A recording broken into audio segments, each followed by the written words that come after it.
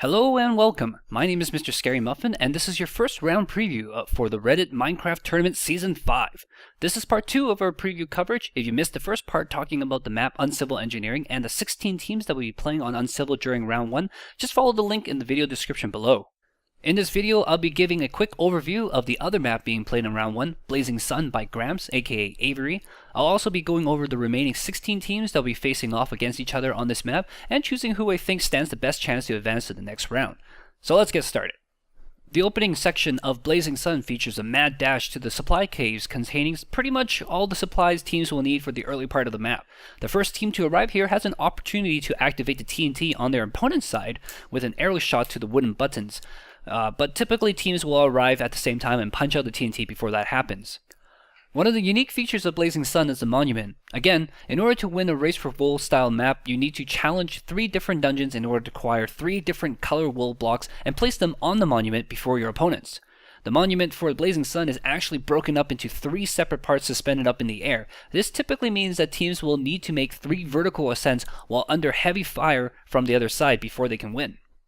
The first wool area is just under this long stretch path with broken aqueduct above it. The first wool actually splits into 2 optional paths. The shorter path that is completely exposed to arrow snipes, and the longer path through many mob spawners that will spit out Iron Helm baby zombies. The most common strategy is to drink an invisibility potion and get through the shorter path when no one is watching. But the common defense against that is TNT cannon against the lava that is above the ladders, and that essentially removes this option. Just past the aqueducts is the Tier 2 loot room. In here are the diamond and iron blocks that teams can be used to make their armor. More importantly, the chests here contain tons of potions that are super critical to several other areas of the map, such as that invisibility potion for the first wool area. You can definitely expect to see some TNT cannons being fired at these areas at least once during every match. The second wool area of Blazing Sun is just under the mausoleum.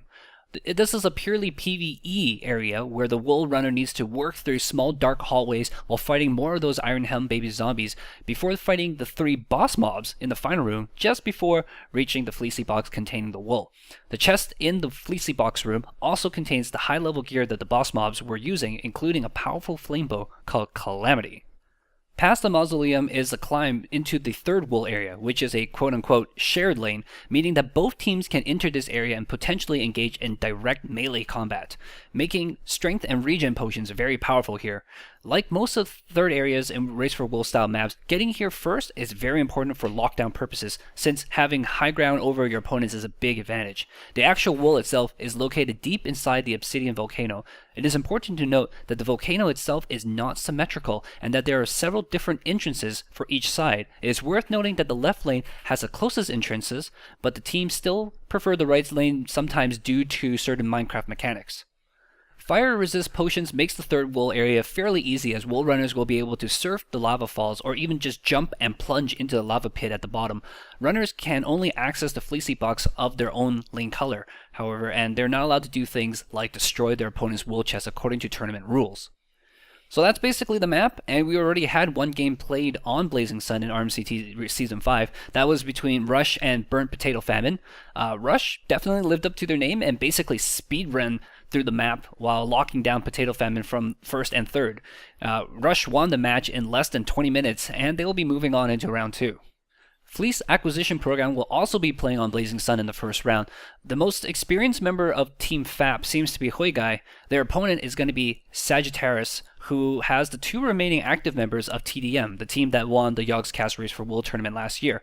Unfortunately, the captain, Bobby Frankie Jimmy, the captain of TDM, he was also the main strategist of the group, and he's not coming back. Still, Blazing Sun is a map that TDM has prepped for during the Yogscast tournament, and I think it should be enough for Sagittarius to win round 1. Next we have Valhalla versus Upvote. Valhalla is a new team in the RMCT circuit, but they have lots of veteran connections, which means they've been getting a lot of practice against veteran teams, and they got hand-me-down strategies as well. Upvote, on the other hand, is an upgraded version of the Downvote team that has been playing lots of PvP between the seasons. This match will most likely go down to whoever dominates that third wool shared lane area, so I'm going to give it to the PvP guys of Upvote in this match. The other team from the Yogscast tournament, Glorious Bastards, will be playing on Blazing Sun as well. Last time they lost against TDM on this very map. This time they will be playing against another PvP-focused team in 9 Sneak 7U. There are questions for both teams coming into the first round. How disciplined and prepared are Sneak? Has Glorious improved their PvP in the offseason? PvP was definitely one of the weaker areas for Glorious in the past, and losing their main sniper in Ferentino during the offseason definitely does not help. At the same time, they do gain veteran The Awesome One, which should help the missing presence of Final Time, who was their coach during the Yogs tournament. I'm actually gonna root for the underdog here, and I'm pining my hopes on Yogs to make it to round 2. Artificial Enemy is a new team in name only. They are filled with veteran players, and they're looking to be a big contender this season. Their members include Chakash, who was on the Whiskey Brigade team that won Season 2, and in Round 1, they'll be playing against America is Canada's Underpants. Despite having an awesome name, I really don't recognize any of the players on the America is Canada's Underpants team. I want to cheer for Team Canada, but the smart money is going to be on Artificial Enemy. Padlock versus California Girls might very well be the hotly contested matchup on the first round on Blazing Sun. Padlock is another one of those OCTC teams from Overcast Network and are certain to bring strong PvP and teamwork to the field.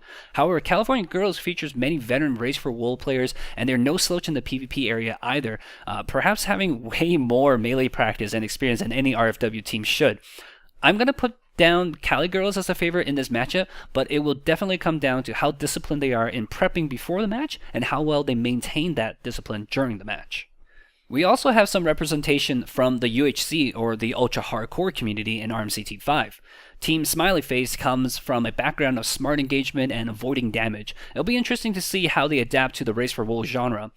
They will have an uphill battle, as their opponent in the first round is another powerhouse. 404 Wool Not Found seems to be completely revamped, with 2 of the returning members being relegated to the sub-slots in position 5 and 6.